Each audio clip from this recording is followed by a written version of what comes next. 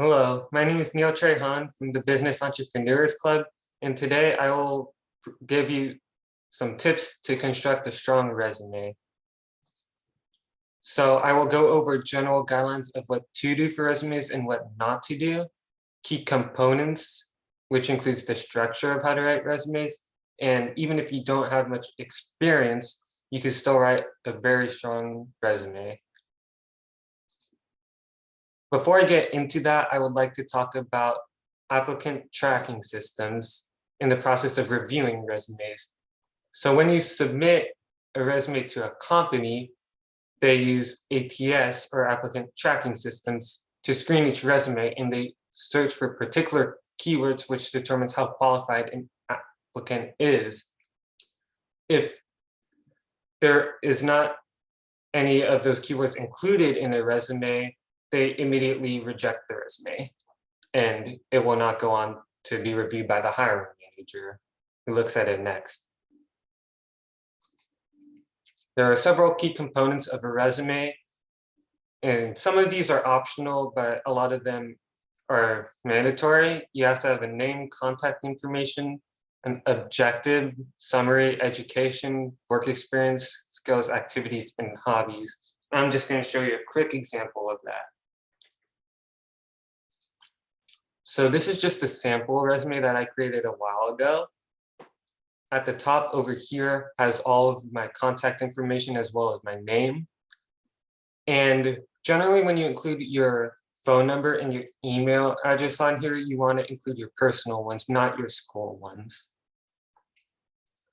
Then for the objective, you just say what position you are going for. So the sample one I have here is to obtain a position as a cashier in the food service industry.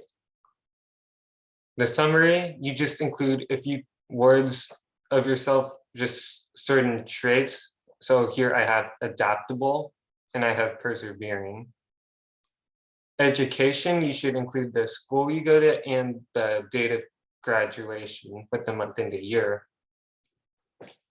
For the experience that you put on your resume, whatever you put, it should tie back into your objective. So for instance, if my objective is to obtain a position as a cashier, my work experience has to reflect that. And then you would include skills, activities, hobbies, and clubs.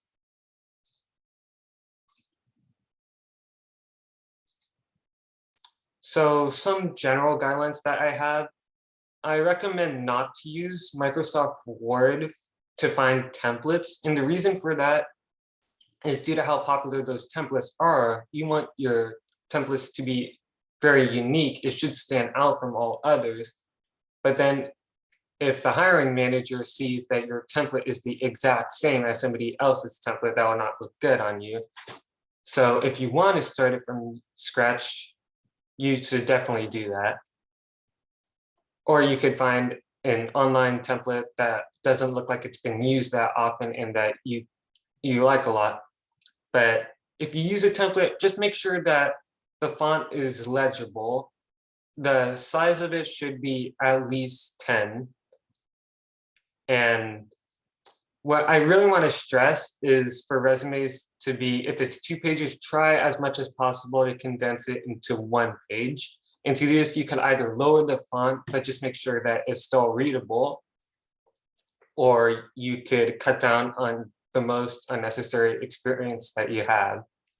And also proofread for typos, that goes without saying, but also just make sure you put the correct contact information on there and utilize action verbs.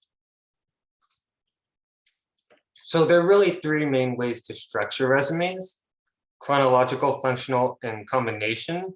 So it just depends on how much experience you have for the job that you're applying for.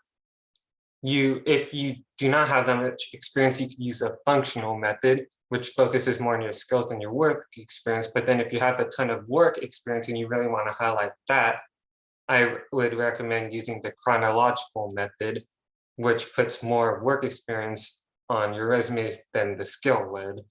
And then, as implied by the name, combination is sort of a hybrid method of chronological and functional, and it focuses equally on both skills and work experience.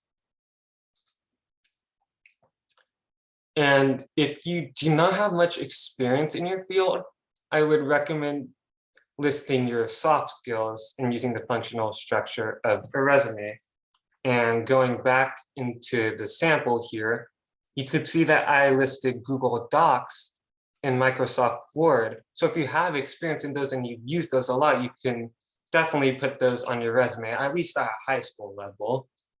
And then you'd also focus more on what activities you have. If you're in a sport or something, you could put that on there. And just hobbies, preferably anything that you do outside of school.